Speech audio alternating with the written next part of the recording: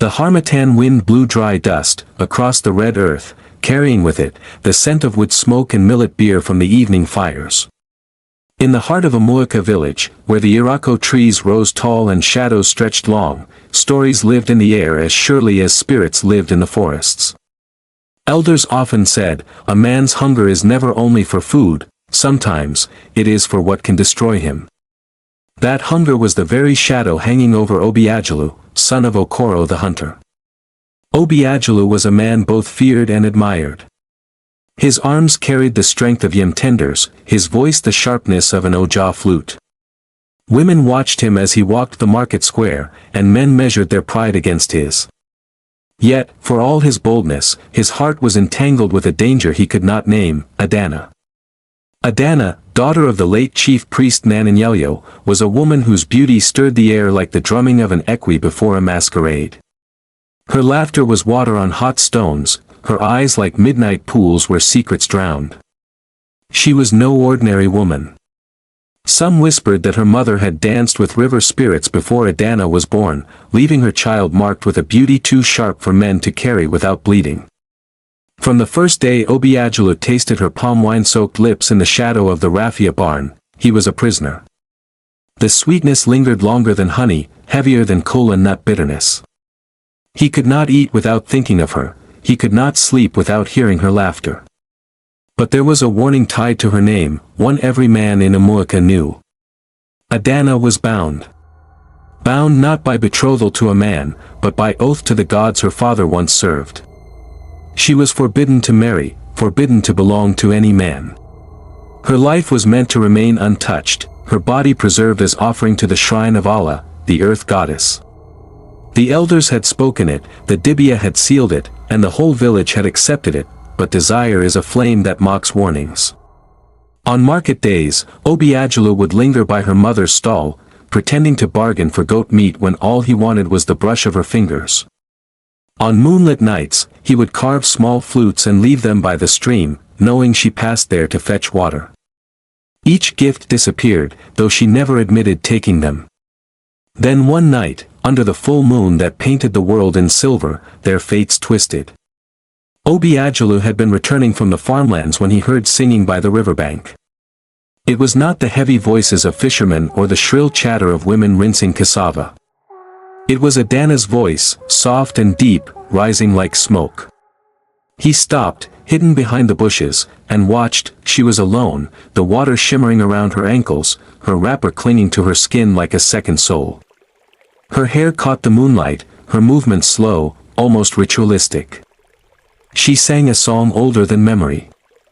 River mother, hold my secrets in your womb, bind my spirit, wash my name, carry me to where hearts bloom.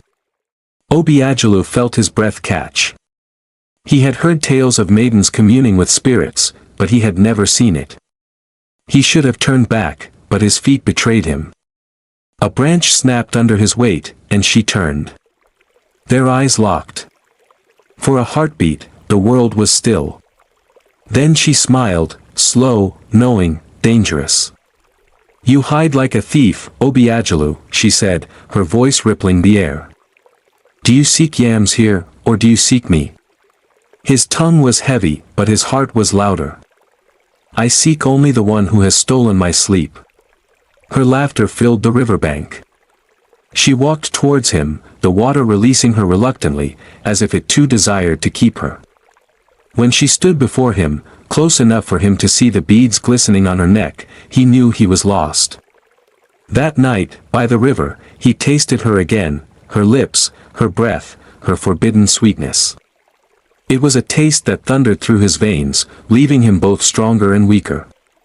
And though his body rejoiced, his spirit trembled. For when she kissed him, the wind shifted, the river stirred, and an eerie silence fell. Adanna pulled back, her eyes dark. You do not know what you have done, she whispered. But Obiajulu did not care. He thought of the elders, the gods, the warnings, and he laughed inside. What could the gods do to a man who loved? The following days were a storm hidden beneath sunshine. Adanna avoided him in the daylight, speaking only in riddles when they crossed paths. But at night, she came to him. Beneath the palm groves, inside abandoned yam barns, along the riverbank, they met in secret. Each time he tasted her, he felt as though his life deepened, but also as though a shadow crept closer. It was not long before the whispers began. Children had sharp eyes, and women carried sharper tongues. The villagers noticed Adanna's frequent absences, the way Obiajulu's eyes followed her, the sudden fever of secrecy that seemed to burn between them. One evening, at the Obi of the elders, Chief Odom raised his staff. "I smell fire," he said, his voice heavy. "And if we do not quench it, this village will see ashes." The Obiajulu nodded.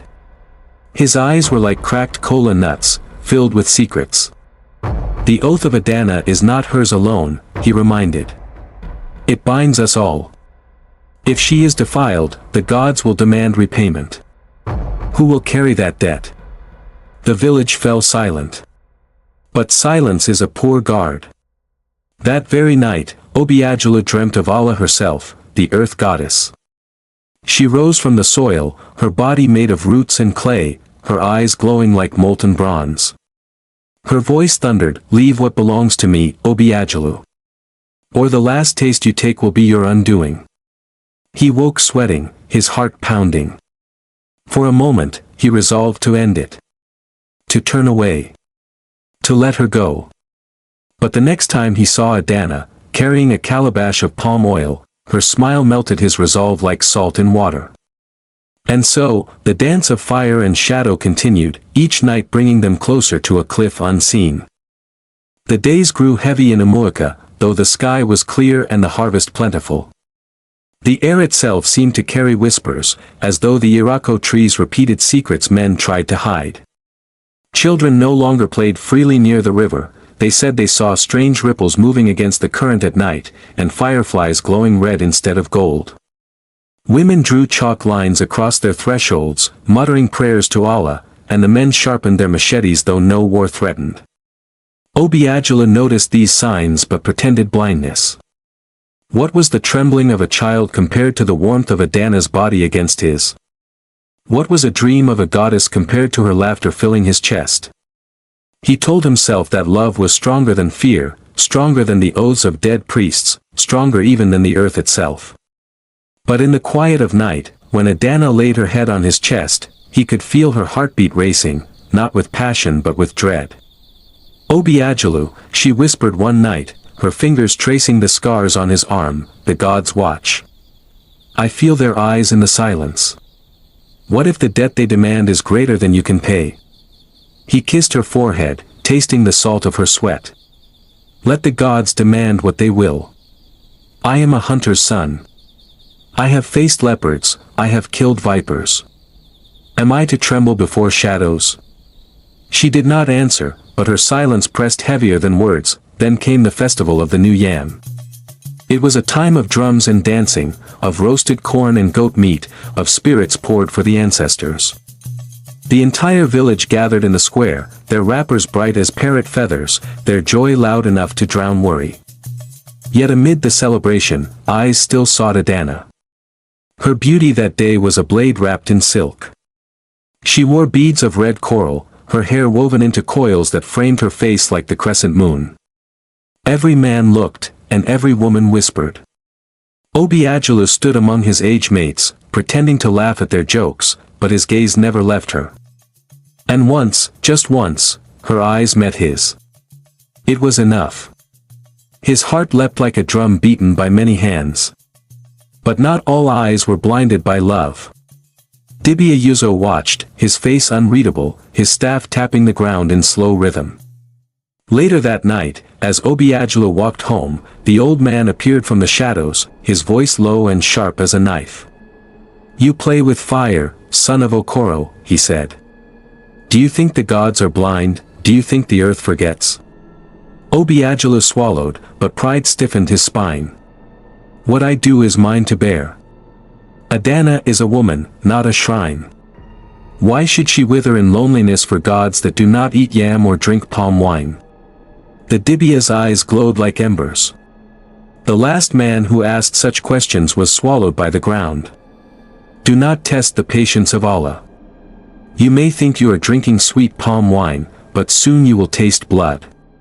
The words followed him home, clinging to his ears like burrs.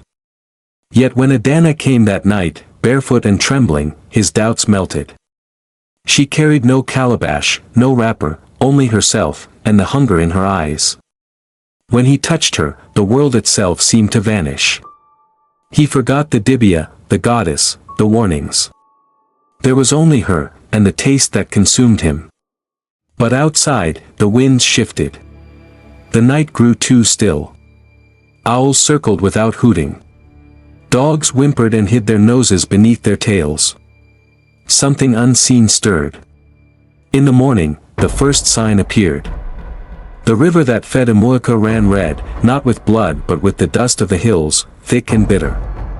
Fish floated belly up, and the women who went to fetch water returned wailing. The elders gathered in the square, striking their staffs in fear. "This is no accident," said Chief Odom, his face grave.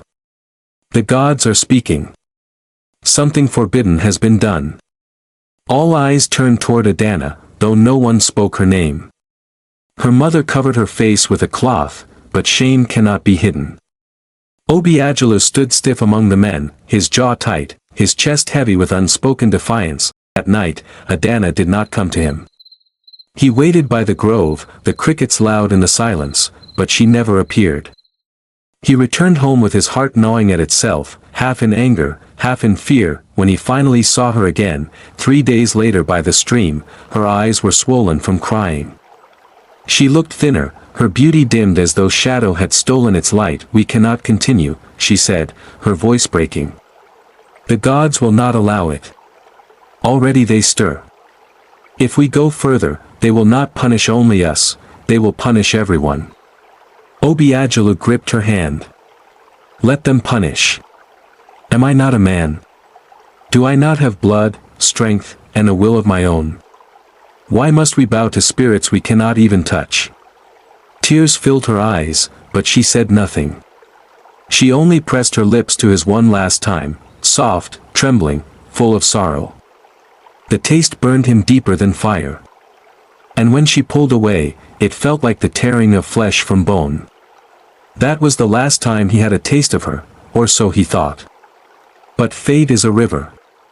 Even when you dam it, the water finds a way. The rains came late that season. The yam leaves withered before their time, and the goats bleated from hunger. Women whispered that the land was angry, that Allah had turned her face away. Every evening, the elders gathered at the Obi, pounding their staffs into the ground, calling for answers. And every evening, Dibia Yuzo repeated the same warning: the gods demand truth. Until the oath of Adanna is restored, this land will drink dust instead of water. Still, no one dared accuse her openly. Adanna was the daughter of Nananyelyo, once the most feared priest of Allah. To point a finger at her was to summon curses upon oneself. So the village held its tongue, even as hunger chewed at their bellies. Obiajulu watched the slow decay in silence. He saw children picking palm kernels from the dirt, saw mothers feeding watery soup to their babies, saw his own father grow leaner, his eyes sharp with suspicion. Each night Obiajulu wrestled with himself, torn between his people and his desire. He told himself again and again that he could stop, that he had stopped. But his heart knew the truth. Adanna's absence was a wound that would not heal. One night, unable to bear it, he went to her mother's compound. The moon was high, and the air smelled of damp earth. He found Adanna sitting alone beneath the Udala tree, her face pale in the silver light. She did not startle when he approached. She only looked at him with hollow eyes. "You should not have come," she whispered. "I cannot stay away," he said, kneeling before her. "Adanna, look at me. Do you think I fear death? Let the gods take my life if they wish. I will not let them steal you from me." Her lips trembled, her hand lifting to his face. "You do not understand, Obiajulu. It is not only your life they want. It is more. The gods never take one goat when they can take a herd." Before he could answer, the door of the hut creaked open. Her mother stepped out, her wrapper tied loosely, her face lined with sorrow. She looked from her daughter to Obiajulu, and her sigh was like the breaking of dry wood. "So it is true," she said softly. "I prayed I was wrong, but my eyes cannot lie. You have done what no man should do." Obiajulu rose to his feet, guilt burning his throat. "Mama! Do not call me that," she snapped, her voice sharp as a whip. "You think love is stronger than the gods? Fool! You have tied a rope around all our necks." Adanna burst into tears, but her mother's eyes held no softness. She lifted her hands to the sky.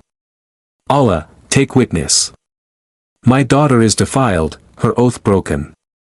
If blood is demanded, let it fall on the man who brought this curse." Obiajulu's blood ran cold. He stumbled back, his chest tight. The air seemed to thicken, pressing against him. In the silence that followed, the earth gave a low rumble, soft at first, then louder, until the yadala fruits trembled on their branches. The next day, the river dried completely. Not a trickle remained, only cracked mud and gasping frogs. The whole village wailed. It was the first time in living memory that the river abandoned them. The elders had no choice. They summoned Obiajulu and Adanna before the council.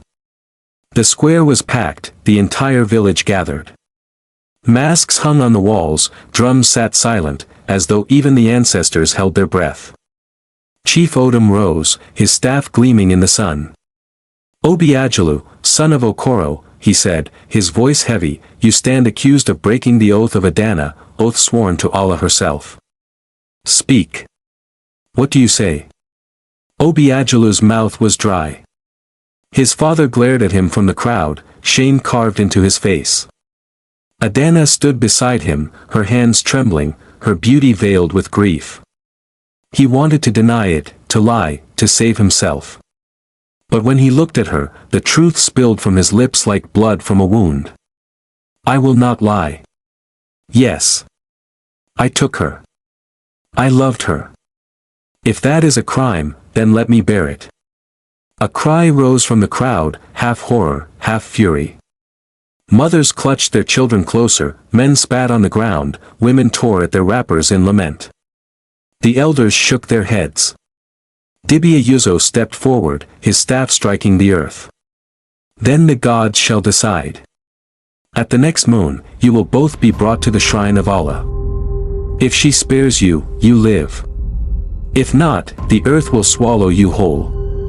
The sentence rang through the square like a death drum. Obiajulu stood tall, but inside, fear gnawed at him. Adanna's sobs broke the silence, her body trembling like a trapped bird. In the nights that followed, Obiajulu dreamed of fire and dust, of Adanna's face fading into smoke. Yet when he awoke, his resolve only hardened. He told himself that love must conquer fear, that he would not regret a single taste of her, no matter the cost. But fate is never what men imagine. For on the eve of their judgment, a betrayal bloomed. Obiajulu's closest friend, Namdi, came to him in secret. His face was grave, his eyes restless. "Brother," he whispered, "you must flee. The gods will not spare you. Already the Dibia prepares the sacrifice. If you remain, the ground will drink your blood." Obiajulu shook his head. "I will not run. If I flee, I abandon Adanna. I will not leave her to suffer alone." Namdi's jaw tightened. "Then you are a greater fool than I thought." Obiajulu frowned. "What do you mean?" But Namdi only spat on the ground. "You think you are the only one who desired her. You think your love was hidden. All the while you tasted honey, I tasted bitterness. And now you will taste death." Before Obiajulu could answer, Namdi vanished into the shadows. The words burned in his ears long after. That night, Obiajulu realized his greatest enemy was not the gods, not the Dibia, not even the earth goddess. It was envy, the poison of men's hearts. And with that poison, the final storm was already gathering. The night of judgment came heavy with silence. The moon was swollen and pale, hanging above Omuaka like a watchful eye. No drums sounded, no songs rose. The villagers moved in hushed procession toward the shrine of Allah, torches flickering in their hands. The air smelled of palm oil and fear. At the center of the crowd walked Obiajulu and Adanna, bound with ropes of palm fronds. Her face was streaked with tears, her feet dusty from the path. He walked beside her, his chin high, but inside, his chest was a storm. Every step brought him closer to the shrine, closer to whatever fate the earth goddess had chosen. The shrine stood at the edge of the sacred grove, a mound of clay adorned with cowrie shells, feathers, and blood-stained stones. The Obiajulu stood waiting, his staff glowing faintly in the torchlight. Behind him, the carved mask of Allah loomed, its eyes deep hollows, its mouth wide as if ready to swallow. The crowd gathered in a circle, chanting low, calling the goddess to witness. The air grew heavy. Even the crickets silenced themselves. Obiajulu raised his voice. Allah, Mother of Earth, hear us. Before you stand two who have broken the oath sworn in your name. If they are guilty, take them. If they are innocent, spare them. The land awaits your judgment. The villagers fell to their knees, their foreheads pressed to the ground. Obiajulu and Adanna stood alone, the torches casting their shadows long and twisted. Obiajulu looked at her. Her lips trembled, her eyes wide with terror. He wanted to speak, to promise her safety, but words failed him. Instead, he reached for her hand. She hesitated only a moment before letting her fingers entwine with his. The Dibia began his incantations, his voice rising and falling like thunder rolling across hills. He sprinkled chalk and blood on the shrine, then thrust his staff into the earth. The ground shuddered. A deep rumble echoed through the grove, and the air thickened until it was hard to breathe. Then the earth split. A crack tore open at their feet, wide and dark, exhaling the stench of clay and fire. Women screamed, children wailed, men clutched their amulets. From the depths rose a figure, tall, vast, and terrible. Allah herself, her body woven of soil and roots, her eyes glowing with bronze fire, her hair a crown of green leaves. She towered above them, her voice shaking the ground. Obiajulu. Adanna. You have taken what was mine. You have broken the covenant of blood. For your hunger, your people suffer. For your love, the land is barren. Tell me, what do you offer in return? Obiajulu stepped forward, his knees trembling but his voice steady. Take me. Spare her. If punishment must fall, let it fall on me. The goddess's eyes burned into him. You think one life pays for two? You think your sacrifice can cleanse what was defiled? Adanna cried out, falling to her knees. Great Mother, it was not his doing alone. I loved him as he loved me. If he is guilty, then so am I. Do not take only him, take us both. The villagers gasped. Never had they seen such defiance before the goddess. The air trembled with her rage. Then so be it, Allah thundered. She lifted her hand, and the ground yawned wider. Flames licked the edges, the sound of wailing rising from beneath. The earth was ready to devour them both. But just as the goddess moved to strike, another voice rose, weak but fierce. Obiajulu's father, Okoro the hunter, staggered forward. His face was lined with grief, but his eyes blazed with defiance. Mother of Earth, he cried. If you must take blood, take mine. Let my son live, let this girl live. They were blinded by youth, but I, too, was blind in raising him proud and reckless. Do not punish the seed when it is the soil that failed. A murmur rippled through the crowd. Other elders raised their voices. Spare the children, mother. Take us if you must, but leave them. For the first time, the goddess hesitated. Her eyes swept over the villagers, their faces pressed to the dust, their cries rising like smoke. Slowly, the flames receded, though the crack in the earth remained. Her voice was cold. Your people have spoken. The blood I sought will be spared, for now. But know this, desire without discipline is a fire that consumes not only the hand but the whole house. You have tasted sweetness forbidden, and it has turned to ash. Remember this, or the next time, no voice will save you. With that, she sank back into the earth. The ground closed, leaving only silence and trembling hearts. The ropes fell from Obiajulu and Adanna's wrists. They were free, yet not free. The villagers looked at them with a mix of pity and fear. Some spat in the dust, others wept. Obiajulu's father embraced him, but the warmth was thin, burdened by shame. Adanna's mother pulled her daughter close, whispering prayers. But her eyes never softened. To her, the wound remained. In the days that followed, the river returned, the yams began to sprout, and the goats grew fat again. Life in Amuaka resumed, but Obiajulu and Adanna could no longer meet as before. The village watched them too closely, and even if they had been free, the memory of Allah's wrath stood between them like a wall of fire. And so it ended, not with marriage, not with joy, but with silence. Their love, once sweet as honey, became a scar the whole village carried. The last taste Obiajulu had of her remained burned on his lips, a reminder of the sweetness that turned bitter, of the hunger that nearly destroyed them all.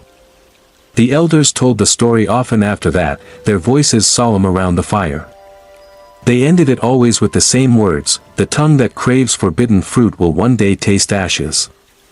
A man does not die because he loves, but because he forgets that love without wisdom is a rope around the neck.